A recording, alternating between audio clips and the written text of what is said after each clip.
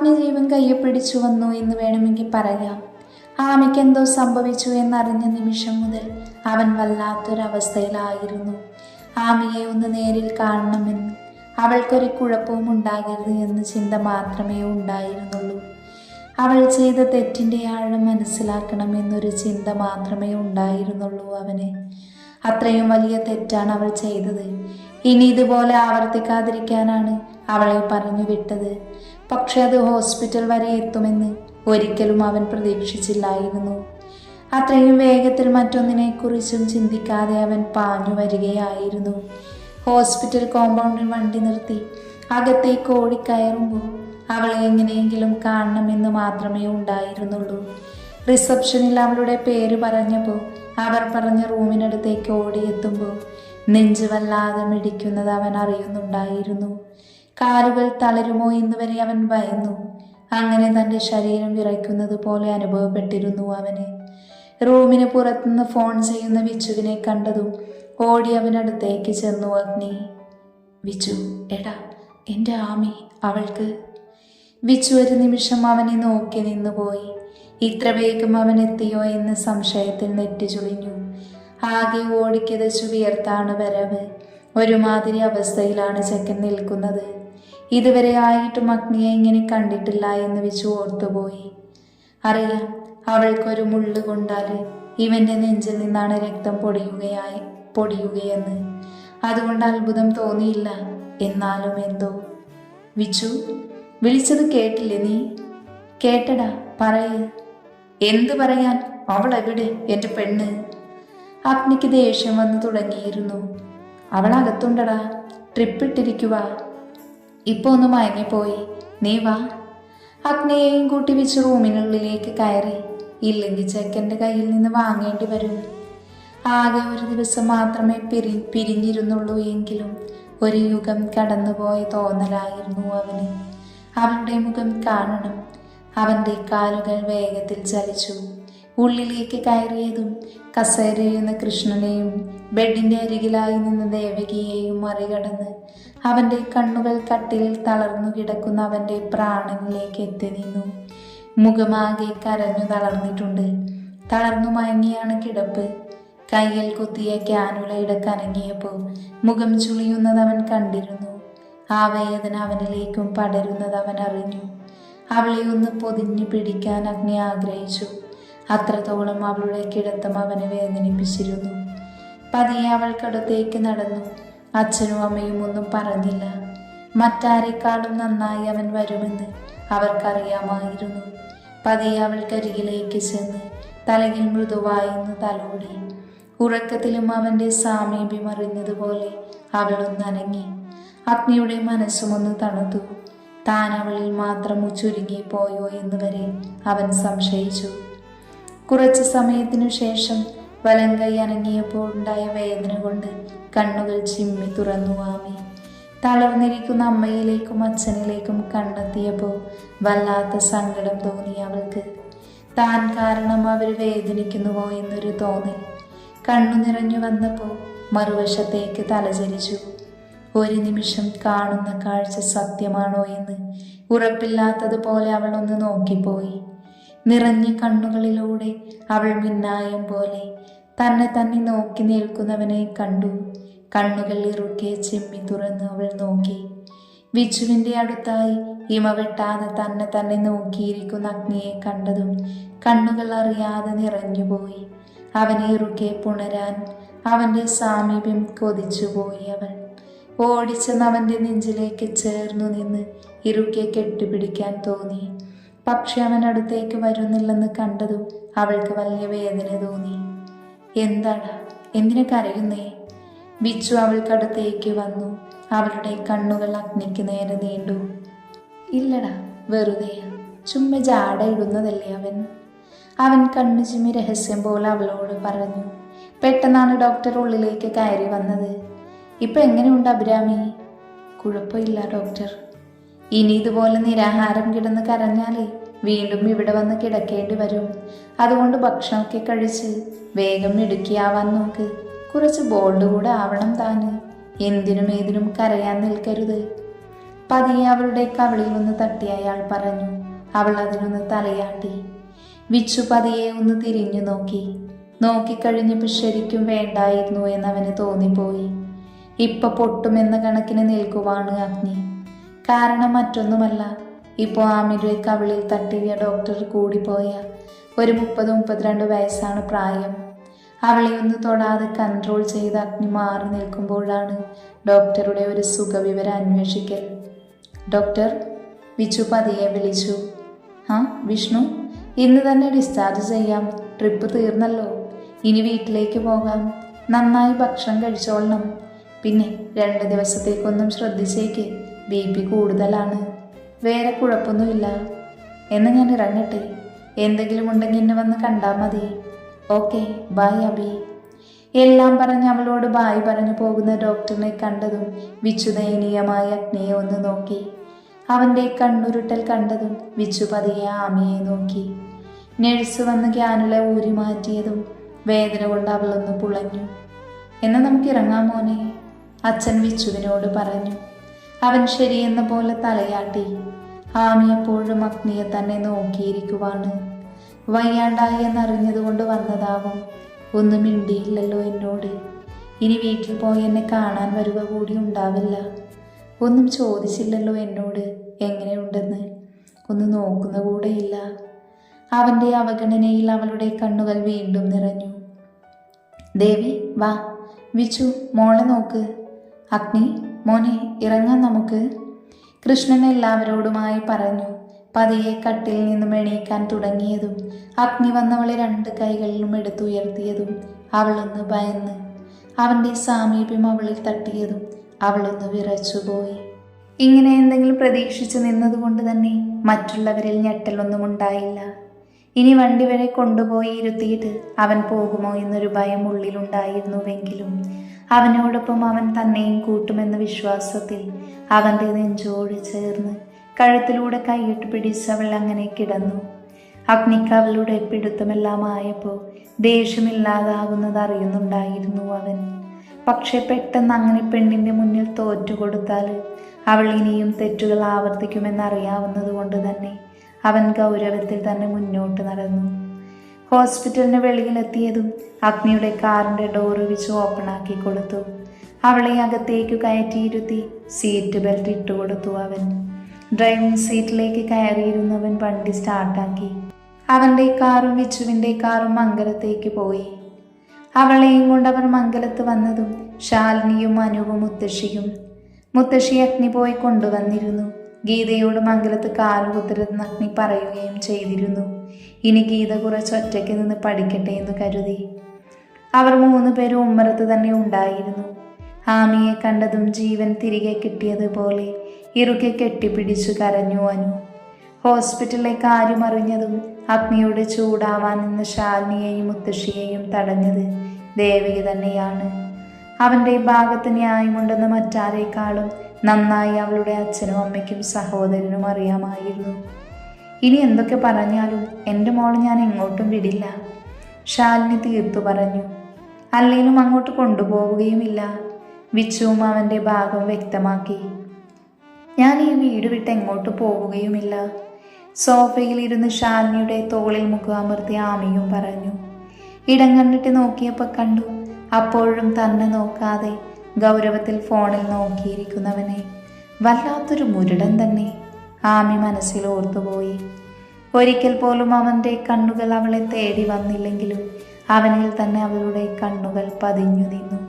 പരിഭവം തോന്നുന്നുണ്ടായിരുന്നു. പക്ഷേ അറിയാം അവൾ ചെയ്ത തെറ്റിൻ്റെ ഫലമാണെന്ന്. അവൻ്റെ മനസ്സിലുള്ളതും താൻ കള്ളം പറഞ്ഞതുകൊണ്ടുള്ള പിണക്കമാണെന്ന് ഉറപ്പാണ്. പക്ഷെ അതത്ര എളുപ്പം മാറുന്നതല്ല. എത്ര മാപ്പ് പറഞ്ഞിട്ടും കാര്യമില്ല. പക്ഷെ പിന്മാറുന്ന പ്രശ്നമില്ല എന്ന് ഉറപ്പിച്ചു ആമി. കാരണം അവനില്ലാതെ, അവനോട് മിണ്ടാതെ ശ്വാസം പോലും എടുക്കാനാവില്ല എന്ന് ഇന്നലെ കൊണ്ട് മനസ്സിലാക്കിയതാണ് അവൾ. അതുകൊണ്ട് തന്നെ അവൻ്റെ മുന്നിൽ തോറ്റു കൊടുക്കാൻ തീരുമാനിച്ചു. മതി മോൾക്ക് നല്ല ക്ഷീണം കാണും, വാ വന്ന് കിടക്ക്. ശാലിനി പറഞ്ഞതും കൃഷ്ണനും ദേവകിയും അത് ശരിവെച്ചു. അനു ആമിയെ കൈപ്പിടിച്ച് അവൾ മുകളിലേക്ക് കൂട്ടിക്കൊണ്ടുപോയി. റൂമിലെത്തിയതും ഒന്ന് ഫ്രഷായി ആമി കിടന്നു. ഈ മുറിയിൽ കിട്ടുന്ന സമാധാനം ഈ ലോകത്ത് മറ്റൊരിടത്തും കിട്ടില്ല എന്ന് വീണ്ടും ഓർത്ത് അഗ്നിയുടെ സാമീപ്യം അവൾ ഒത്തിരി കൊതിച്ചു. എന്നാലും അവൻ തൻ്റെ തൊട്ടടുത്ത് വന്ന് കിടക്കുമല്ലോ എന്നോർത്തവൾ സമാധാനിച്ചു. നല്ല ക്ഷീണമുള്ളത് കൊണ്ട് തന്നെ വേഗത്തിൽ ഉറങ്ങിപ്പോയി. അവരെല്ലാവരും പോയതും അഗ്നി മുറിയിലേക്ക് വന്നു. മുറിയിലേക്ക് വരുമ്പോൾ ആമി നല്ല ഉറക്കമായിരുന്നു.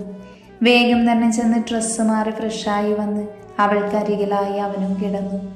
തലേന്ന് രാത്രി ഉറങ്ങാത്തത് കൊണ്ട് തന്നെ വേഗത്തിൽ അവനും ഉറങ്ങിപ്പോയി. ഉറക്കത്തിൽ എപ്പോഴോ അവൻ്റെ സാമീപ്യം അറിഞ്ഞതുപോലെ അവൾ അവനോട് ഒട്ടിക്കിടന്നു. 2 ദിവസമായി ആമി അഗ്നിക്ക് പിന്നാലെ തന്നെയുണ്ട്. ഒരു നോട്ടം കൊണ്ട് പോലും അവൻ കടാക്ഷിച്ചില്ല. എന്തു ചെയ്യണമെന്ന് അവൾക്കൊരു എത്തും പിടിയുമില്ലായിരുന്നു. അനു പറഞ്ഞു കൊടുത്ത പല ഐഡിയകളും പരീക്ഷിച്ചു, എങ്കിലും ഒക്കെ പരാജയമായിരുന്നു. ആമിയുടെ കാട്ടിക്കൂട്ടലുകളെല്ലാം മനസ്സിലാകുന്നുണ്ട് എങ്കിലും ഒന്നും കണ്ടതായി അവൻ മനഃപൂർവ്വം തന്നെ ഭാവിക്കാതെ ഇരുന്നു. കുറച്ച് പുറകെ നടക്കട്ടെന്ന ഭാവമായിരുന്നു അവൻ്റെ മനസ്സിലും. അന്നൊരു ഞായറാഴ്ചയായിരുന്നു. ആമി അമ്പലത്തിൽ പോകാനായി റെഡിയായി നിൽക്കുമ്പോഴാണ് അഗ്നി ഉണർന്നത്. നല്ല ഭംഗിയുള്ള പിങ്ക് കളർ സാരിയാണ് അവൾ ഉടുത്തിരിക്കുന്നത്. അവൾക്ക് ആ സാരി പ്രത്യേകം ചേരുന്നുണ്ട് എന്ന് അവൻ മനസ്സിലോർത്തു. മുടിയെല്ലാം അഴിച്ചിട്ട് കുളിർ പിന്നലിട്ടാണ് പെണ്ണ് നിൽക്കുന്നത്. സാരിയും മുടി അഴിച്ചിട്ടതുമെല്ലാം കൂടെ കണ്ടിട്ട് അഗ്നിയുടെ കൺട്രോള് പോയിട്ടുണ്ട്. പക്ഷേ പിണക്കത്തിലാണല്ലോ എന്നോർത്തവൻ കൈമുഷ്ടി ചുരുട്ടി പിടിച്ചടങ്ങിയിരുന്നു. എന്തുകൊണ്ടോ അവളെ ഒന്ന് മുറുക്കെ കെട്ടിപ്പിടിച്ച് ചുംബിക്കാൻ അവൻ അതിയായി ആഗ്രഹിച്ചു. പക്ഷെ അവളുടെ മുന്നിൽ തോറ്റു കൊടുക്കാൻ പറ്റില്ലല്ലോ. ആമിയാണെങ്കിൽ അഗ്നിയൊന്നും മൈൻഡ് പോലും ചെയ്യുന്നില്ല. അവൾ വേഗം റെഡിയാവുകയാണ്. കണ്ണു നീട്ടി എഴുതിയിട്ടുണ്ട്. വല്ലാത്തൊരു സൗന്ദര്യം ജ്വലിച്ചു നിൽക്കുന്നത് പോലെ തോന്നി അവന്. എങ്കിലും കണ്ണാടിയിലൂടെ അവളുടെ മുഖം കണ്ടപ്പോൾ എന്തോ വലിയ തെളിച്ചമില്ലാത്തതുപോലെ തോന്നി. അവനെ അധികം ശ്രദ്ധിക്കാതെ അവൾ ഒരുക്കം വേഗത്തിലാക്കി മുറിക്ക് പുറത്തേക്ക് ഇറങ്ങി. ഇവൾക്കിതെന്തു പറ്റി? ഇല്ലെങ്കിൽ പുറകെ നടക്കേണ്ടതാണല്ലോ. അവളുടെ ഒരു സാരി പോരാത്തതിന് ഞാൻ ചെയ്യരുതെന്ന് പറഞ്ഞതും ചെയ്തിട്ടുണ്ട്. മുടി അഴിച്ചിട്ടിരിക്കുന്നു. അതിനുള്ളത് ഞാൻ തരാടി കുട്ടി തേവാങ്കേ. എന്നെ ചൊടിപ്പിക്കാനായിരിക്കും നീ ഇങ്ങനെ നടക്കുന്നത്. അറിയാതെ അവൻ മനസ്സിൽ ഓർത്തുപോയി. കുളിച്ച് ഫ്രഷായി താഴേക്ക് ഇറങ്ങിയപ്പോഴും അവളെ കണ്ടില്ല. അമ്പലത്തിലേക്ക് പോയിട്ടുണ്ടാകുമെന്ന് കരുതി ആരോടും ചോദിക്കാൻ നിന്നില്ല. ഇരിക്കുമോനെ, ഭക്ഷണം എടുക്കാം. അവൻ അതിനൊന്ന് മൂളി. പുട്ടും കടലയും പ്ലേറ്റിലേക്ക് വിളമ്പി ശാലിനി അവനടുത്ത് തന്നെ നിന്നു. അമ്പലം അടുത്തായതുകൊണ്ട് തന്നെ അവൾ വരാൻ വൈകില്ല എന്നുറപ്പുണ്ടായിരുന്നു. എന്തായാലും കണ്ടിട്ട് ഓഫീസിലേക്ക് പോകാമെന്ന് കരുതി തന്നെയാണ് അവൻ ഇരുന്നത്. ഞായറാഴ്ചയാണെങ്കിലും അവന് കുറച്ച് സൈൻ ചെയ്യാനും കുറച്ച് നോക്കാനും ഉണ്ടായിരുന്നു. അതുകൊണ്ടാണ് അവൻ ഇന്ന് പോകുന്നത്. ഇന്ന് മോളെ കാണാത്തത്? മോൾ ഇത്രയും വൈകുന്നല്ലോ. അഭിയച്ച് പതിയെ വരുവുള്ളായിരിക്കും അമ്മേ. നേരത്തെ വന്നിട്ടും കാര്യമൊന്നുമില്ലല്ലോ. പാവം ആകെ സങ്കടത്തിലാ. പാത്രത്തിലേക്ക് പുട്ടെടുത്തിട്ടുകൊണ്ട് അനു പറഞ്ഞു. ഇത്രയും ദിവസമായിട്ടും അവർ തമ്മിലുള്ള പ്രശ്നം തീരാത്തതിൽ ഏറ്റവും കൂടുതൽ പരാതിയും പരിഭവവും ഉള്ളത് അനുവിന് തന്നെയായിരുന്നു. അവൾ കാരണമാണോ ഇതൊക്കെ സംഭവിച്ചത് എന്ന് തോന്നൽ വല്ലാതെ അവളെ കാർന്നു തിന്നുന്നുണ്ടായിരുന്നു. പിന്നെ വിച്ചുകൂടെ കൂടെ ഉപദേശിച്ചോ നടക്കി നിർത്തിയേക്കുവാണ് അവളെ. ഫോൺ എടുക്കാതെയാ പോയതെന്ന് തോന്നുന്നു. വേഗം വരുവായിരിക്കുമല്ലേ. തനിയെ ഓരോന്ന് പറഞ്ഞ് ആശ്വസിക്കുകയാണ് ശാലിനി. പെട്ടെന്നാണ് മുറ്റത്തൊരു വണ്ടി വന്നു നിൽക്കുന്ന ശബ്ദം കേട്ടത്. ഇതിപ്പോൾ ആരായി രാവിലെ? വിച്ചുമോനാകുമോ? അതിനത് 2 വീലറിൻ്റെ സൗണ്ടല്ലേ? വിച്ചുവേട്ടൻ കാറല്ലേ എടുക്കാറുള്ളത്? ആരാണെന്ന് ചിന്തിച്ചിരുന്ന നേരത്താണ് വലിയൊരു ബാഗും തൂക്കി കൂളിംഗ് ഗ്ലാസും വെച്ച് ഒരു രൂപമുള്ളിലേക്ക് കയറി വന്നത്. അമ്മേ! ഓടി വന്ന് ശാലിനിയെ കെട്ടിപ്പിടിച്ചു. എല്ലാവരും ഒന്ന് ഞെട്ടിപ്പോയി. അഗ്നി ഇരുന്നിടത്തുനിന്നും എണീക്കാൻ തുടങ്ങിയപ്പോഴാണ് അവൻ ആളെ പിടികിട്ടിയത്. അതേപോലെ തന്നെ അവൻ ഇരുന്നിരുന്നു. ഒന്ന് ഞെട്ടിയെങ്കിലും വന്നയാളെ കണ്ട് ശാലിനിക്ക് സന്തോഷമായി. മോനെ അക്കു, ഇവനാണ് അഖിൽ, അനുവിൻ്റെ ബെസ്റ്റ് ഫ്രണ്ട്. ഒരു പാവം അനാഥൻ, ആരുമില്ല അവന്. സ്കൂൾ മുതൽ അനുവും അക്കുവും ഒരുമിച്ചാണ് പഠിച്ചു വളർന്നത്. അതുകൊണ്ട് തന്നെ അനുവിൻ്റെ വീട് അവന് സ്വന്തം വീട് പോലെ തന്നെയായിരുന്നു. ശാലിനിക്കും അഗ്നിക്കും അനുവിനോടുള്ളത് പോലെ തന്നെ അക്കുവിനോടും ഭയങ്കര സ്നേഹമാണ്. 2 വർഷമായി അവൻ ബാംഗ്ലൂരിലാണ് പഠിക്കുന്നത്. ഇന്ന് അക്കു വന്നത് തന്നെ അനുവിൻ്റെ പ്ലാനിങ് ആയിരുന്നു. അഗ്നിയെ എങ്ങനെയെങ്കിലും ആമയുമായി മിണ്ടിക്കണമെന്ന ഒറ്റ തീരുമാനത്തിലാണ് ഇങ്ങോട്ട് വിളിച്ചു വരുത്തിയത്. പ്ലാനുകളൊക്കെ വന്നിട്ട് തീരുമാനിക്കാമെന്ന് അവർ രണ്ടുപേരും തീരുമാനിച്ചു. ആമയ്ക്ക് അറിയാം അക്കു വരുന്ന കാര്യം, പക്ഷെ എന്തിനാണെന്ന് അവൾക്കറിയില്ല. അതുകൊണ്ട് തന്നെയാണ് ഇന്ന് സാരിയൊക്കെ ചുറ്റി മുടിയഴിച്ചിട്ട് അമ്പലത്തിൽ പോയത്. അഗ്നിയെ ഒന്ന് ദേഷ്യം പിടിപ്പിക്കാമെന്ന് കരുതി. നീ എന്താടാ ചക്ക പറയാതെ പെട്ടെന്ന്? എത്ര നാളായടാ കണ്ടിട്ട്? അവൻ്റെ കൈമുട്ടിൽ വേദനിപ്പിക്കാത്ത വിധത്തിൽ ഒരു കൊട്ടു കൊടുത്തുകൊണ്ട് ശാലിനി അവനെ ഒന്നുകൂടെ നോക്കി. തല്ലല്ലേ ശാലിനി കൊച്ചേ, എനിക്ക് വേദനിക്കുന്നു. ഞാൻ നേരെ ബാംഗ്ലൂരിൽ നിന്ന് വരുന്ന വഴിയാ. എന്തായാലും കുറച്ച് നാളത്തേക്ക് ഞാൻ ഫ്രീയാ. അപ്പോഴാണ് അനു എന്നെ ഇങ്ങോട്ട് വിളിച്ചു വരാൻ പറഞ്ഞത്. പിന്നെ അടിപൊളി ഫുഡൊക്കെ കഴിച്ച് സുഖിച്ചങ്ങ് ജീവിക്കാമെന്ന് ഓർത്തപ്പോൾ രണ്ടാമതൊന്നും ചിന്തിക്കാതെ ബാഗ് പാക്ക് ചെയ്ത് ഞാനിങ്ങ് പോന്നു. ആഹാ, അപ്പൊ തിന്നാനാണോ? അല്ലാതെ സ്നേഹം കൊണ്ടല്ല അല്ലേ? അനു വിത്ത് പുച്ഛം. ആടി അനു, നീ ഇവിടെ ഉണ്ടായിരുന്നു? അവളെ നോക്കി തിരിഞ്ഞപ്പോഴാണ് ഡൈനിങ് ടേബിൾ മറു സൈഡിലായിരിക്കുന്ന അഗ്നിയെ അവൻ കാണുന്നത് തന്നെ. നന്നായി നെളിച്ചു കൊടുത്തു അവൻ. അഗ്നിയേട്ടൻ ഇവിടെ ഉണ്ടായിരുന്നു, ഞാൻ കണ്ടില്ല. അതെനിക്ക് മനസ്സിലായി. അല്ല, മോനെന്തെങ്കിലും കഴിച്ചോ? ഇല്ല ആൻറ്റി, ഒടുക്കത്തെ വിശപ്പുണ്ട്. 2 കുറ്റി പുട്ട് കഴിക്കാനുള്ള വിശപ്പുണ്ട്. നീ ഇരിക്കും മോനെ, ഞാൻ വിളമ്പി തരാം. അതും പറഞ്ഞുകൊണ്ട് ശാലിനി തിരിഞ്ഞതും ആമി വീട്ടിലേക്ക് കയറി വന്നതും ഒരുമിച്ചായിരുന്നു. ഓ മൈ ഗോഡ്, ഏതാണ് ഈ സുന്ദരിക്കുട്ടി? ദേവിയെ പോലെ ഉണ്ടല്ലോ കാണാന്.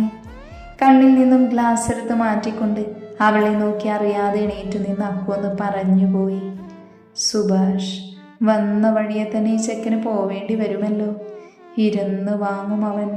വീട്ടിൽ വന്ന് കയറിയതേ ഉള്ളൂ, അപ്പോഴേക്കും അവൻ ഇറക്കി വിടുമോ ഈശ്വര, അനു മനസ്സിൽ പറഞ്ഞു. അഗ്നിയുടെ കൈക്കുള്ളിൽ കിടന്ന് കടലകൾ ഞെരിഞ്ഞമർന്നിരുന്നു ആ സമയം.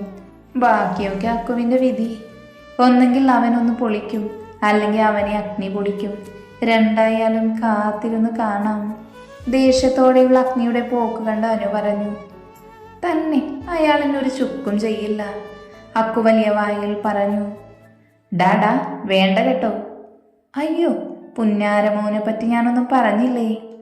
പിന്നെ അങ്ങോട്ട് അക്കു ഒരു ആക്രമണമായിരുന്നു ഭക്ഷണത്തിനോട്. അതിനിടയിൽ ആമിയോടും അനുവിനോടും കത്തിയടിയും നടക്കുന്നുണ്ട്. വൈകിട്ട് അഗ്നി വന്ന് കയറുമ്പോഴും കണ്ടിരുന്നു ഹാളിലിരുന്ന് അമ്മയോടും അനുവിനോടും വാതോരാതെ സംസാരിക്കുന്ന അക്കുവിനെ. ആമിയും അടുത്ത് തന്നെ ഉണ്ടെങ്കിലും ഈ ലോകത്തൊന്നുമല്ലാത്ത പോലെയാണ് അവളുടെ ഇരിപ്പ്. അന്ന് രാത്രി പതിവിലും നിശബ്ദമായിരുന്നു അഗ്നിയുടെ മുറി. ആമിയാകെ മൂടിക്കെട്ടിയ മുഖവുമായി കട്ടിലിനോരത്ത് ചുരുണ്ടുകൂടി. അവളുടെ ഉള്ളിലെ വേദനയും വിഷമവും അഗ്നിക്ക് മനസ്സിലാവുന്നുണ്ടായിരുന്നു. എന്നാലും ഇത്ര വേഗം തോറ്റുകൊടുക്കാൻ അവനും ഒരുക്കമല്ലായിരുന്നു. കാരണം അന്നവൾക്ക് എന്തെങ്കിലും സംഭവിച്ചു പോയിരുന്നുവെങ്കിൽ പിന്നെ അഗ്നിദേവ് ഉണ്ടാവില്ലായിരുന്നു. ഓർക്കുമ്പോൾ ഇപ്പോഴും നെഞ്ചിനുള്ളിൽ ഒരു പിടപ്പാണ്. ഒരുപാടൊന്നും അവളെ അകറ്റി നിർത്താനാവില്ലെന്നറിയാമെങ്കിലും കുറച്ച് ദിവസം കൂടി വിഷമിക്കട്ടെ എന്ന് തന്നെ അവൻ കരുതി. വിഷമിപ്പിച്ചതിനെല്ലാം കൂടിച്ചേർത്ത് പിന്നെ അങ്ങോട്ട് സ്നേഹം കൊണ്ട് മൂടാമെന്ന് അവൻ ഉറപ്പിച്ചു. എല്ലാത്തിനുമുള്ളതിന് നിനക്ക് ഞാൻ തരുന്നുണ്ട് പെണ്ണെ, അവൻ മനസ്സിൽ തീരുമാനിച്ചിരുന്നു. രാത്രി ആനയും അഗ്നിയും തമ്മിലുള്ള പ്രശ്നമെല്ലാം അക്കുവിന് വിവരിച്ചു കൊടുക്കുകയായിരുന്നു അനു. ഓഹോ, അപ്പം അങ്ങനെയാണ് കാര്യങ്ങൾ. ഇതൊക്കെ ഈസിയായി കൈകാര്യം ചെയ്യാവുന്നതേ ഉള്ളൂ. So simple. കയ്യിലിരുന്ന അച്ചപ്പം വായിലേക്ക് കുത്തിക്കയറ്റിക്കൊണ്ട് അക്കു പറഞ്ഞു. ഒന്ന് പോയി. കഴിഞ്ഞ 1-2 ആഴ്ചയായിട്ട് ഞാനും അഭിയേച്ചിയും കൂടെ ഇതിന് തന്നെ ശ്രമിക്കുന്നേ. എന്നിട്ട് നടന്നില്ല. അതുകൊണ്ടാണ് നിന്നെ വിളിച്ചു വരുത്തിയത്. എന്നിട്ട് സിമ്പിളാണ് പോലും. അനു അക്കുവിനെ പുച്ഛിച്ചു. എൻ്റെ പൊന്നനു, ഞാൻ മനസ്സിലാക്കിയിടത്തോളം അങ്ങേർക്ക് അഭിരാമിയോട് ഒടുക്കത്തെ ലവാണ്. അതൊക്കെ തോണ്ടി പുറത്തു കൊണ്ടുവരിക എന്ന് പറഞ്ഞ സിമ്പിളാ. അതൊക്കെ എനിക്ക് ഈസിയായി പറ്റുമടി. അക്കു ഇട്ടിരുന്ന ടീഷർട്ടിൻ്റെ കോളർ പൊക്കി പറഞ്ഞു. ലാസ്റ്റേ നിന്നെ തൂക്കി വെളിയിൽ ഇടുമോ എൻ്റെ ഏട്ടനെന്ന് നോക്കിക്കോ. പോടി, അതൊന്നുമില്ല. എടി, ഈ ആണുങ്ങളുടെ ഒരു സൈക്കോളജി വെച്ച് ഞാൻ നോക്കുമ്പോൾ ഇതിപ്പോ അബി അങ്ങേരുടെ പുറകെ പോയിട്ടാണ് പുള്ളി ജാടയിട്ട് നടക്കുന്നത്. അങ്ങേരേക്കാൾ കൂടുതൽ വേറൊരാളെ മൈൻഡ് ചെയ്തൊന്ന് നോക്കണം. അപ്പോഴറിയാം അങ്ങേരുടെ തനി സ്വഭാവം. ഉള്ളിലെ കുശുമൻ സടകുടഞ്ഞെണീക്കുന്നത് കാണാം. അതിന് നീ പറഞ്ഞത് പോയിന്റാ. വേറെ ആരെങ്കിലും കൂടുതൽ മൈൻഡ് ചെയ്താൽ തീർന്ന്. അതിനല്ലേ പൊന്നുമോനെ വിളിച്ചു വരുത്തിയത്. ഇത്ര സൗന്ദര്യം ഗ്ലാമറുള്ള ഞാൻ തന്നെ വേണമായിരുന്നു കൊരങ്ങേ. എൻ്റെ ഈ സൗന്ദര്യം അയാൾ ഇടിച്ചു പരുവമാക്കുമോ ആവോ. ഹോ, ഒരു ഷാറുഖ് ഖാൻ വന്നിരിക്കുന്നു. അനു വീണ്ടും പുച്ഛം വാരി വിതറി. ഡേയ്, നിനക്ക് നിന്റെ ചേട്ടനെയും ചേച്ചിയെ ഒന്നിപ്പിക്കുകയും വേണം. എൻ്റെ സൗന്ദര്യം നിനക്ക് ഉൾക്കൊള്ളാനും പറ്റത്തില്ല അല്ലേ? അത് ഞാനൊന്ന് ഇളിച്ചു കാണിച്ചു. പൊന്നുമോള് വല്ലാതെ അങ്ങ് ഇളിക്കാതെ, ഞാൻ പറയുന്നത് പോലെ കേൾക്ക്. നീ പണ. എന്നാൽ പൊന്നുമോളിപ്പേ വേഗം കിടന്നുറങ്ങിക്കോ. എന്നിട്ട് നാളെ നേരം വെളുത്ത ഉടനെ നമുക്ക് പണി തുടങ്ങാം. ആദ്യം നീ അബിയെ പറഞ്ഞു സമ്മതിപ്പിക്കണം, കേട്ടല്ലോ? അതൊക്കെ ഞാൻ ഏറ്റു. എന്നാ പോയി കിടക്കാം, വാ. ഇന്നത്തേക്കുള്ള ഗൂഢാലോചന അവസാനിപ്പിച്ച അക്കുവും അനുവും ഗുഡ് നൈറ്റ് പറഞ്ഞു പിരിഞ്ഞു. നാളെ മുതൽ കമ്പനിയുടെ പല കളികളും അഗ്നിയോട് കാണാനിരിക്കുന്നതേ ഉള്ളൂ എന്നറിയാതെ അവനും അവിടെ സുഖനിദ്രയിലായിരുന്നു. പിറ്റേന്ന് രാവിലെ അനു അക്കു പറഞ്ഞതെല്ലാം ആമിയോട് പറയുകയായിരുന്നു. എടി അനു, ഏട്ടൻ ഇതൊക്കെ അറിഞ്ഞാൽ നമ്മൾ ശരിയാക്കും. അതുകൊണ്ട് ഇതൊന്നും ശരിയാവില്ലടി. എൻ്റെ പൊന്നു ചേച്ചി, ഇങ്ങനെ പേടിക്കാതെ, ഒന്നും വരൂല. നമുക്കൊക്കെ ശരിയാക്കണ്ടേ? അതിന് ആമിയൊന്ന് മൂളി. എന്ന ചേച്ചി ഞങ്ങളുടെ കൂടെ നിൽക്കണം. നമുക്ക് പെട്ടെന്ന് ശരിയാക്കാം. എനിക്ക് പേടിയാ, ദേവേട്ടന് ഇനിയും ദേഷ്യമായാലോ? ഇതൊന്നും വേണ്ട അനു. ദേവേട്ടൻ എന്തെങ്കിലും എന്നോട് മിണ്ടിക്കോളും. ഇതൊക്കെ അറിഞ്ഞാ പിന്നെ. സങ്കടത്തോടെ പറയുന്ന ആമയെ നോക്കി രണ്ടും തലയിൽ കൈവച്ചു. എൻ്റെ പൊന്നു കൊച്ചെ, എങ്ങനെയും നിങ്ങളെ അങ്ങ് ഒന്നിപ്പിച്ചേക്കാമെന്ന് വെച്ച് ഞാൻ ഇങ്ങോട്ട് കെട്ടിയെടുത്തത്. അതുമില്ലാത്ത ഐഡിയയും ഉണ്ടാക്കി വരുമ്പോൾ ഈ ഡയലോഗ് അടുപ്പിക്കല്ലേ? അതെ, പഴയ പോലെ ഏട്ടൻ്റെ കൂടെ ഹാപ്പി ആയിട്ട് ഇരിക്കണോ ചേച്ചിക്ക്? അനു പുരികമുയർത്തി ചോദിച്ചതും ആഗ്രഹിച്ചതെന്തോ നേടിത്തരാമെന്ന് പറയുമ്പോഴുണ്ടാകുന്ന അതിയായ ആഗ്രഹത്തോടെ ആമി തലയാട്ടിപ്പോയി. അപ്പൊ അങ്ങനെ വേണേലേ ഞങ്ങൾ പറയുന്ന പോലെ കേൾക്കണം, മനസ്സിലായോ? അത്രേ ഉള്ളൂ. അപ്പൊ ഇനി അങ്ങോട്ട് ഞങ്ങൾ പറയുന്ന പോലെ കേൾക്കണം, കേട്ടല്ലോ? പ്രശ്നമൊന്നും ആവില്ലല്ലോ അല്ലേ അനു? ഇല്ലെന്നേ. പിന്നെ ആയാലും ഇവനെ അങ്ങേരങ്ങ് തട്ടിക്കോളും. അല്ല പിന്നെ, വേറെ പ്രശ്നമൊന്നുമില്ല. അനു അക്കുവിനെ ഇടം കണ്ണാലെ നോക്കി പറഞ്ഞു.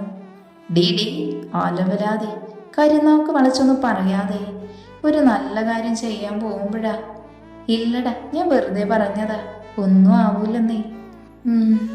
നീട്ടിയൊന്ന് ശ്വാസം എടുത്തു വിട്ട് അക്വാരത്തിനയിൽ നിന്നും ചാടിയിറങ്ങി. അപ്പൊ ഗേസ്, നമ്മൾ തുടങ്ങാൻ പോകുന്നു മിഷൻ മംഗലത്ത് അഗ്നിദേവ്. നമ്മളങ്ങ് ഒഫീഷ്യൽ സ്റ്റാർട്ട് ചെയ്യുന്നു. ഇനി നിങ്ങൾ ഒന്നിക്കാതെ എനിക്കൊരു വിശ്രമമില്ല. കൊടുകൈ. ആവേശത്തോടെ പറഞ്ഞു നിർത്തിയവൻ്റെ കയ്യിൽ അനുവും കയ്യിൽ ചേർത്തു. വരുന്നിടത്ത് വെച്ച് ബാക്കി കാണാമെന്ന ചിന്തയിൽ ആമിയ മനസ്സില്ല മനസ്സോടെ കൈവച്ചു. അമ്മേ, വേഗം, ടൈമായി. അഗ്നി തിരക്കിട്ട് പറഞ്ഞുകൊണ്ട് സ്റ്റെയർ ഇറങ്ങി വന്നു. ശാലിനി വേഗം തന്നെ ഭക്ഷണമെല്ലാം നിരത്തി വെച്ചു. അഗ്നിക്ക് മുൻപിലേക്ക് പ്ലേറ്റ് വെച്ചപ്പോഴാണ് അക്കുവും അനുവും കൂടി കഴിക്കാൻ വന്നിരുന്നത്. നല്ല ചൂടപ്പവും സ്റ്റൂവും. കാസറോൾ തുറന്ന് മൂക്കിലേക്ക് മണാടിപ്പിച്ചുകൊണ്ട് അക്കു പറഞ്ഞു. അപ്പോഴാണ് ആമി ജഗ്ഗിൽ വെള്ളം എടുത്തുകൊണ്ട് ഡൈനിങ് ടേബിളിലേക്ക് വെച്ചത്. അഗ്നി ആമിയുമായി പിണക്കത്തിലായ പിന്നെ അമ്മയാണ് അവന് ഭക്ഷണം വിളമ്പിക്കൊടുക്കുന്നത്. അതാണ് ആമിയെ ഏറെ വേദനിപ്പിച്ചതും. അമ്മ പതിയെ അവനടുത്തേക്ക് നിന്ന് കാസറോളിൽ നിന്ന് അപ്പം എടുത്ത് അവൻ്റെ പ്ലേറ്റിലേക്ക് വിളമ്പി. അവർക്കരികിൽ നിന്ന് മാറി നിൽക്കാൻ പോയ ആമിയെ അപ്പോഴാണ് അക്കു പുറകിൽ നിന്ന് വിളിക്കുന്നത്. അബി, ഇവിടെ വാടോ, ഇതൊന്നും വിളമ്പി തന്നേ, നല്ല വിശപ്പുണ്ട് എനിക്ക്. അക്കു ആമിയെ വിളിച്ചതും വിളമ്പിക്കൊണ്ടിരുന്ന അമ്മയും കഴിക്കാൻ തുടങ്ങിയ അഗ്നിയും ഒരു നിമിഷമൊന്ന് നിന്നു. ശാലിനി പതിയെ അഗ്നിയുടെ മുഖത്തേക്കൊന്ന് നോക്കി. ഉള്ളിൽ തികട്ടി വരുന്ന ദേഷ്യം മുഖത്ത് പ്രതിഫലിച്ചു തുടങ്ങിയിട്ടുണ്ട്. അവർ ദയനീയമായി അനുവിനെയും ആമിയെയും ഒന്ന് നോക്കി. ഉള്ളിൽ പേടിയുണ്ടെങ്കിലും പുറത്ത് കാണിക്കാതെ അനു രണ്ടപ്പം എടുത്ത് പ്ലേറ്റിലേക്ക് ഇട്ടു. പറഞ്ഞത് കേട്ടില്ലേ അഭിയേശി, വിളമ്പി കൊടുക്കുന്നേ. അനു കൂടി പറഞ്ഞതും ആമിക്ക് ചെറിയ പേടിയുണ്ടായിരുന്നുവെങ്കിലും അവൾ ധൈര്യം സംഭരിച്ച് അക്കുവിൻ്റെ അടുത്തേക്ക് നടന്നു. കാരണം രാവിലെ തന്നെ പണി തുടങ്ങണമെന്ന് അവർ നേരത്തെ തന്നെ അവളോട് പറഞ്ഞ് ചട്ടം കെട്ടിയിരുന്നു. അതുകൊണ്ട് തന്നെ അക്കുവിൻ്റെ അടുത്ത് ചെന്ന് അവൾ അവൻ്റെ പാത്രത്തിലേക്ക് വിളമ്പി. അടിപൊളി ഫുഡ്. കറിക്ക് എന്താ ഒരു ടേസ്റ്റ്. ഇത് ആൻറ്റിയാണോ ഉണ്ടാക്കിയേ? ആദ്യത്തെ വാക്കഴിച്ചതും അവൻ ചോദിച്ചു പോയി. അല്ല മോനെ, ഇന്ന് കറിയൊക്കെ അഭിമോളുടെ വകയാ. ആഹാ, അടിപൊളി. അബിയുടെ സൗന്ദര്യം പോലെ തന്നെ കറിക്ക് നല്ല ഭംഗിയും രുചിയും ഉണ്ട് കേട്ടോ. സൂപ്പറായിട്ടുണ്ടോ. ഉണ്ടാക്കിയ കൈക്ക് എന്തെങ്കിലും തരേണ്ടതാ, അത്രയ്ക്ക് നന്നായിട്ടുണ്ട്. അല്ലേലും തൻ്റെ കൈ കൊണ്ടുണ്ടാക്കിയ പിന്നെ എങ്ങനെ രുചിയാവാണ്ടിരിക്കും. ഇനി ഞാൻ പോണ വരെ തൻ്റെ കൈ കൊണ്ട് ആവശ്യത്തിന് ഭക്ഷണം ഉണ്ടാക്കി തരണം കേട്ടോ. I just loved it. ഭക്ഷണം ആസ്വദിച്ച് കഴിച്ചുകൊണ്ട് അക്കു പറഞ്ഞു. ഇതെല്ലാം കേട്ട് അഗ്നിക്ക് ദേഷ്യം ഉച്ചസ്ഥായിലാണെങ്കിലും ആരോടോ ഉള്ള വാശിക്കെന്ന പോലെ അഗ്നി ഭക്ഷണം വേഗത്തിൽ കഴിക്കുവാണ്. കഴിച്ചു കഴിഞ്ഞതും വേഗത്തിൽ കസേര വലിച്ചെഴുന്നേറ്റ് പോയി കൈ കഴുകി ആരോടും ഒന്നും പറയാതെ പുറത്തേക്ക് ഇറങ്ങി. പോകും വഴി തിരിഞ്ഞ് നാമിയെ ഒന്ന് കടുപ്പിച്ചൊന്ന് നോക്കാനും അവൻ മറന്നില്ല. ആ നോട്ടത്തിൽ നിന്ന് അവന് പറയാനുള്ളതെല്ലാം ഉണ്ടായിരുന്നു.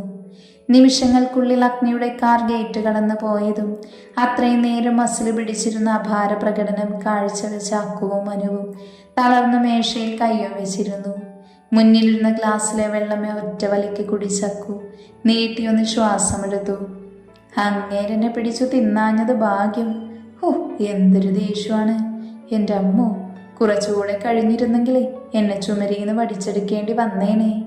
അക്കു എല്ലാവരെയും ഒന്ന് മാറി മാറി നോക്കിക്കൊണ്ട് പറഞ്ഞു. എല്ലാവരും കൂടി എന്തോ ഒപ്പിക്കുന്നുണ്ടെന്ന് എനിക്ക് മനസ്സിലായി. എന്തായാലും വേണ്ടില്ല. അവന് ദേഷ്യം പിടിപ്പിച്ച് എല്ലാം കൂടി ഇവിടെ കിടന്ന് മോങ്ങിയാലേ തിരിഞ്ഞു നോക്കില്ല ഞാന്. ശാലിനി എടുപ്പിൽ കൈകുത്തി എല്ലാവരോടുമായി പറഞ്ഞു. എൻ്റെ പൊന്നമ്മേ, അമ്മയുടെ മോനൊരു കൊമ്പുണ്ട്, അതങ്ങ് ഒടിച്ച് കയ്യിൽ കൊടുക്കാന്നേ. ഇല്ലെങ്കിൽ പാവം നമ്മുടെ അഭിക്കൊച്ചാകെ സങ്കടപ്പെട്ട് കരഞ്ഞുകൂവി പ്രശ്നമാക്കില്ലേ. ശാലിനി ആമിയെ ഒന്ന് നോക്കി. കഴിഞ്ഞ കുറച്ച് ദിവസങ്ങളായി ആകെ മൂടിക്കെട്ടിയ പോലെയാണ് നടപ്പ്. കാര്യമറിയാവുന്നത് കൊണ്ട് തന്നെ കൂടുതൽ ചോദിക്കേണ്ടി വന്നില്ല. ഇടയ്ക്കൊറ്റയ്ക്ക് നിന്ന് കരയുന്നത് പോലും കാണാറുണ്ട്. എൻ്റെ മോളെ ഓർത്തത് കൊണ്ട് മാത്രം ഞാനൊന്നും പറയുന്നില്ല എന്നും പറഞ്ഞ് രണ്ടും കൂടി ഇവരെ വീണ്ടും അടി കൂടിച്ച പച്ച വെള്ളം തരില്ല ഞാനിവിടുന്ന്. അത് മറക്കണ്ട. ആമിയെ ചേർത്ത് പിടിച്ചുകൊണ്ട് ശാലിനി പറഞ്ഞു. അതൊക്കെ ഞങ്ങൾ ഏറ്റു എൻ്റെ ശാലിനി കൊച്ചേ. എന്തായാലും മിസ്റ്റർ അഗ്നിദേവ് ഈ അഭിരാമിയുടെ കാര്യത്തിൽ കുറച്ചധികം പൊസസീവാണെന്ന് എനിക്ക് മനസ്സിലായി. അപ്പൊ പിന്നെ അത് മാക്സിമം മുതലാക്കി നമുക്ക് അങ്ങേരുടെ ജാടയങ്ങ് അവസാനിപ്പിച്ച് കൊടുക്കാന്നേ. ലാസ്റ്റ് രണ്ടൂടെ നിന്ന് മോങ്ങരുത്. അങ്ങനെയൊന്നും ഉണ്ടാവില്ലെന്നേ. ഇവനെ നമുക്ക് മുട്ടയടിപ്പിക്കാം. അനു അക്കുവിനെ നോക്കി പറഞ്ഞതും അവന്റെ മുഖത്തുണ്ടായ നിസ്സഹായത കണ്ട് ആമിയും എല്ലാവരും ചിരിച്ചുപോയി. ഇതേ സമയം ഓഫീസിൽ ഇവന്റെ തലക്കിട്ടുന്ന ആരെങ്കിലും അടിച്ചോ? തൊട്ടതിനും പിടിച്ചതിനും കലിമൂണ്ട് കണ്ണിൽ കണ്ടവരെയൊക്കെ ചീത്ത പറയുന്ന അഗ്നിയെ നോക്കിക്കൊണ്ട് വിച്ചുവിന്റെ കാതിൽ ശിവ പറഞ്ഞു. എനിക്കെങ്ങനെ അറിയാനാ? ഞാനൊരു കാര്യം പറയാനായിട്ട് വന്ന് കയറിയപ്പോൾ അവിടെ നിൽക്കുന്ന ഒരു സ്റ്റാഫ് പെണ്ണിന്റെ തലയിൽ കയറുന്നുണ്ടായിരുന്നു അവൻ. ഇവിടെ എന്തെങ്കിലും സംഭവിച്ചോ? എവിടുന്ന്? ഞാനാണെങ്കിൽ ഒരു പുതിയ കമ്പനിയുമായുള്ള പ്രൊജക്റ്റ് ഓക്കെ ആയി എന്ന് സന്തോഷത്തിൽ പറയാൻ വന്നതാ. എൻ്റെ അമ്മോ, അത് കേട്ടിട്ട് അന്ന് ആറി എന്നെ പറയാൻ ബാക്കി ഒന്നുമില്ല. ശിവ ഇനി കുറച്ച് ദിവസം അഗ്നിയുടെ ഓഫീസിലാണ് വർക്ക് ചെയ്യുന്നത്. ടേബിളിലെ ഫയലെല്ലാം വല്ലാത്തൊരു ഭാവത്തോടെ തിരയുന്നവനെ നോക്കിക്കൊണ്ട് ശിവ പറഞ്ഞു. ഒരു കോപ്പും ഇവിടെ വെച്ചാൽ കാണില്ല. അതെങ്ങനെ?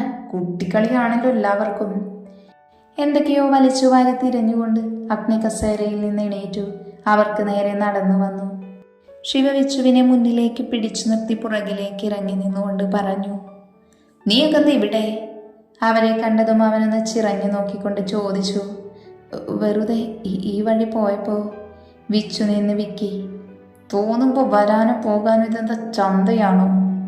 ആണോന്ന് അറിയാതെ തന്നെ വിച്ചു അല്ല എന്ന് തലയാട്ടിപ്പോയി. ഇനി നിനക്കെന്താ വേണ്ടേ? ശിവയെ നോക്കി അഗ്നി അലറുക തന്നെയായിരുന്നു. ഞാൻ ആ മറ്റേ കമ്പനിയുമായുള്ള പ്രൊജക്റ്റ് ഒന്ന് ഓക്കെ ആയെന്ന് പറയാൻ. അതിനിപ്പോൾ ഞാനെന്ത് വേണം? തലയും കുത്തി നിൽക്കണോ ഇവിടെ? ശിവ പറഞ്ഞു തീരും മുന്നേ തിരിച്ചു ചോദിച്ചവന് മുന്നിൽ അറിയാതെ വാ മൂടിപ്പോയി അവൻ. അഗ്നി ഡാ. അക്ഷമനായ വെപ്രാളത്തോടെ നിൽക്കുന്നവനെ നോക്കി വിച്ചു വിളിച്ചു. എന്താടാ, എന്തു പറ്റി നിനക്ക്? എനിക്കോ? എനിക്കെന്തു പറ്റാൻ? I am okay. നേരെ അത് കണ്ടാലും പറയും. കളിക്കാതെ കാര്യം പറ അഗ്നി. എന്താ നിന്റെ പ്രശ്നം? തനിക്ക് പുറംതിരിഞ്ഞു നിൽക്കുന്നവനെ ചുമലിൽ പിടിച്ച് തിരിച്ചു അവന് നേരെയാക്കി വിച്ചു ചോദിച്ചു, നിനക്കൊക്കെയെങ്കിലും തോന്നിയല്ലോ എനിക്കെന്തേലും പ്രശ്നം പറ്റിയോന്ന്? നിന്റെ പെങ്ങളൊരുത്തി ഉണ്ടല്ലോ, അവൾക്ക് എന്നെ മാത്രം കണ്ണിൽ പിടിക്കൂല. ഉണ്ട കണ്ണി, അവൾക്ക് ഞാൻ കൊടുക്കുന്നുണ്ട് പുല്ല്. എന്തുവാ? മനസ്സിലുള്ള ദേഷ്യം മുഴുവൻ പ്രകടിപ്പിച്ചു പറയുന്നവനെ കാര്യം മനസ്സിലാവാതെ നോക്കി നിന്ന് പോയി ശിവയെ വിളിച്ചു. എന്ത് തേങ്ങയാണ് നീ പറയുന്നത്? അഭിമോൾ എന്ത് കാണിച്ചെന്നാ നീ പറയുന്നേ? തേങ്ങയല്ല, എന്നെ കൊണ്ടൊന്ന് പറയിപ്പിക്കല്ലേ. അഗ്നിയുടെ വായിൽ നിന്ന് വീണ പുളിച്ച തെറിയിൽ ശിവയുടെ സംശയം ഓൺ ദ സ്പോട്ടിൽ അങ്ങ് ഇല്ലാതായിരുന്നു. ഡാ പുല്ലേ, കാര്യം പഴയടാ, മനുഷ്യനൊന്നും മനസ്സിലാവുന്നില്ല. കാര്യം എന്താ? അത് തെളിയിച്ചു പറ. നീ ഇവിടെ ഇരുന്നേ, എന്നിട്ട് പറ. ഡാ പോപ്പേ, ഇവിടെ വന്നിരിക്കേ. കിളിപാറി നിൽക്കുന്ന ശിവയെയും വിളിച്ച് അഗ്നിയെ കൂട്ടി അവിടെ അറേഞ്ച് ചെയ്തിരിക്കുന്ന സോഫയിലേക്ക് വിച്ചുയിരുന്നു. പതിയെ വിച്ചുവിന്റെ നിർബന്ധത്തിനുള്ള കാര്യം മുഴുവൻ അഗ്നി വള്ളി പുള്ളി വിടാതെ അങ്ങ് പറഞ്ഞു. ഇനി പറ, മനുഷ്യന് പിന്നെ ഭ്രാന്ത് പിടിക്കില്ലേ? അവന് വിളമ്പിക്കൊടുത്താലേ ഇറങ്ങൂ. ഈ അഗ്നിദേവിനെ അറിയില്ല നത്തോലിക്ക്. അനുവിന്റെ ഫ്രണ്ടല്ലേ, ആരും ഇല്ലാത്തവനല്ലേന്ന് കരുതി താഴ്ന്നു കൊടുത്തപ്പോൾ അവനിക്ക് എൻ്റെ പെണ്ണ് വിളമ്പിക്കൊടുത്താലേ ഇറങ്ങത്തുള്ളൂ എന്ന് കളി പൂണ്ട് പറഞ്ഞു നിർത്തി മുഖം ഉയർത്തി നോക്കിയ അഗ്നി കാണുന്നത് അവനെ തന്നെ കണ്ണെടുക്കാതെ നോക്കിയിരിക്കുന്ന ശിവയെയും വിച്ചുവിനെയുമാണ്. പതിയെ അവർ പരസ്പരം മുഖത്തോട് മുഖം നോക്കി. പിന്നെ അതൊരു പൊട്ടിച്ചിരിയായി മാറി. അയ്യോ, എനിക്കിത് സഹിക്കാൻ പറ്റണില്ലേ, ഞാനിപ്പോൾ ചിരിച്ച് ചാകുവേ. ഇത് പറഞ്ഞ് ചിരിക്കാൻ ഇവിടെ ആരും ഇല്ലേ? എന്തൊക്കെയായിരുന്നു കലിപ്പൻ, ചെകുത്താൻ എന്നൊക്കെ പറഞ്ഞ് നടന്നിട്ട് ഇപ്പോൾ ഇവിടെ കിടന്ന് മോങ്ങുന്നു. രണ്ടും വയറും പൊത്തി ചിരിക്കുവാണ്. ഡാ പന്ന മക്കളെ, ഇവിടെ ആരെങ്കിലും തുണിയില്ലാണ്ട് നിൽക്കുന്നുണ്ടോ ഇങ്ങനെ കിടന്ന് കിണിക്കാൻ? അഗ്നി കലിപ്പായതും ഒരു വിധത്തിൽ രണ്ടും ചിരിയടക്കി. എടാടാ, നിനക്കത് തന്നെ വേണോടാ, പാവമാ കൊച്ച്. എത്ര ദിവസമായിരുന്നു നിന്റെ പുറകെ നടക്കാൻ തുടങ്ങിയിട്ട്? അപ്പൊ നിനക്ക് ഒടുക്കത്തെ ജാടാ. എൻ്റെ അഭിപ്രായത്തിൽ അവൾ നിന്നെ ഇനി മൈൻഡ് ചെയ്യരുത്, എന്നാലേ നീ പഠിക്കൂ തിണ്ടി. അത് നേരാ ശിവ, ഇവനൊരു കൊമ്പ് കൂടുതലാ, അതൊന്ന് ഒടിഞ്ഞാലേ ശരിയാവൂ. ഓഹോ, അപ്പൊ അങ്ങനെ എല്ലാം ആ നാറിയുടെ സൈഡാണല്ലേ? വേണ്ട, അഗ്നിക്കാരും വേണ്ട. കൊച്ചുകുട്ടികൾ പരിഭവിക്കും പോലെ കെറുവിച്ചു മുഖവുമായി അഗ്നി എണീറ്റു പോവാൻ തുടങ്ങി. അങ്ങനെ പോവല്ലേ, ഇവിടെ ഇരിക്കൻ്റെ അളിയ. വിച്ചു അവനെ പോവാൻ സമ്മതിക്കാതെ പിടിച്ച് സോഫയിലേക്ക് തന്നെ ഇരുത്തി. എൻ്റെ പൊന്നഗ്നി, നീ ഇങ്ങനെ പിള്ളേരെ പോലെ തുടങ്ങല്ലേ. നമുക്ക് എല്ലാവർക്കും അറിയാവുന്ന കാര്യമല്ലേ അഭിമോൾക്ക് നീ ഇല്ലാണ്ട് പറ്റൂലെന്ന്. കഴിഞ്ഞ കുറച്ച് ദിവസങ്ങളായി നീയും കാണുന്നതല്ലേ അവളുടെ അവസ്ഥ. അപ്പം നിനക്കല്ലായിരുന്നു അവളെ ഇട്ട് വട്ടുകളിപ്പിക്കാൻ നിർബന്ധം. പിന്നെ ന്യായം നിന്റെ ഭാഗത്തായതുകൊണ്ട് ഞാനൊന്നും മിണ്ടിയില്ല. ഇതിപ്പോ അവളോട് അവൻ അടുപ്പം കാണിക്കുന്നതിന് നമുക്ക് എന്ത് ചെയ്യാൻ പറ്റും? അവൾക്ക് അവൻ അവോയ്ഡ് ചെയ്യാലോ. അവൾ എന്തിനാ അവൻ പറയുന്നതിന് നിന്ന് കൊടുക്കുന്നത്? അവൻ പറയുന്നത് കേട്ട് ചിരിക്കുന്നത്, അവൻ പുകഴ്ത്തുന്നത് കേട്ട് പുളകിതയാകുന്നത്? വിച്ചു പറഞ്ഞു പൂർത്തിയാക്കും മുന്നേ അഗ്നി ചാടിയിടയിൽ കയറി പറഞ്ഞു. എടാ, ഒരു വീട്ടിൽ താമസിക്കുന്നവർ പോരാഞ്ഞിട്ട് അവർ നമ്മളെക്കാൾ ചെറുപ്പവുമുള്ള നല്ല ഊള സ്വഭാവവും കമ്പനി ആവുന്നതൊക്കെ സ്വാഭാവികമല്ലേ? ഇതിപ്പോൾ നിന്നെ അവൾ മൈൻഡാക്കുന്നില്ലെങ്കിൽ അത് നിന്റെ കയ്യിലിരിപ്പ് കൊണ്ട് തന്നെയാ. ആ ഗ്യാപ്പിൽ കയറി അവനങ്ങ് ഒട്ടി, അത്രേ ഉള്ളൂ. അവൻ്റെ ഓട്ടൽ ഞാൻ തീർത്ത് കൊടുക്കുന്നുണ്ട് പുല്ല്. വലിച്ചു പറിച്ച് ഞാൻ താഴെയിടും. അവൻ്റെ ഒരു ഒലിപ്പിക്കൽ. അവൻക്ക് എൻ്റെ പെണ്ണിനെ മാത്രം കിട്ടിയല്ലോ ഒലിപ്പിക്കാൻ. അഗ്നി മുഷ്ടി ചുരുട്ടി പിടിച്ചുകൊണ്ട് ദേഷ്യം നിയന്ത്രിച്ചു പറഞ്ഞു. കൊല്ലൻ്റെ അളിയ, പേടിപ്പിച്ച് വിട്ടാ മതി. നമ്മുടെ അഭിമോളുടെ പ്രായമല്ലേ ഉള്ളൂ അവനും. ശിവക്കൂട്ടത്തിൽ ഇരുന്ന് എരുവുകയറ്റി അങ്ങ് പറഞ്ഞു. അതോടായതും അഗ്നിയുടെ ദേഷ്യം അങ്ങ് ഉച്ചയിലെത്തിയിരുന്നു. വിച്ചു ശിവയെ കണ്ണുകൂർപ്പിച്ചൊന്ന് നോക്കി പേടിപ്പിച്ചു.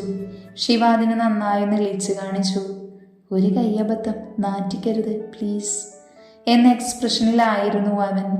അഗ്നിയാണെങ്കിൽ ഇപ്പോൾ അക്കുവിനെ കയ്യിൽ കിട്ടിയാൽ പിടിഞ്ഞെടുക്കുമെന്ന അവസ്ഥയിലുമായിരുന്നു.